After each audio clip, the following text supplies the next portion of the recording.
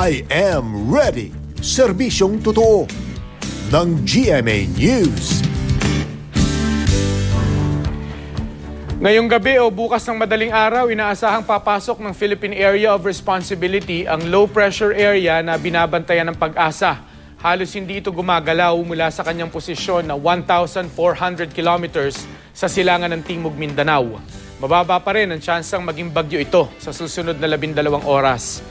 Pero hindi iniaalis ng ahensya ang posibilidad na lumakas ito kung sakali ito ang kauna-unahang bagyo sa bansa ngayong 2014 at tatawaging Agaton.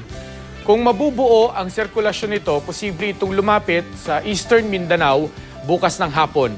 Kaya naman asahan ng maulan at makulimlim na langit sa buong Mindanao ngayong weekend. Base sa datos ng Weather Central, ganyan din ang inaasahan sa Visayas.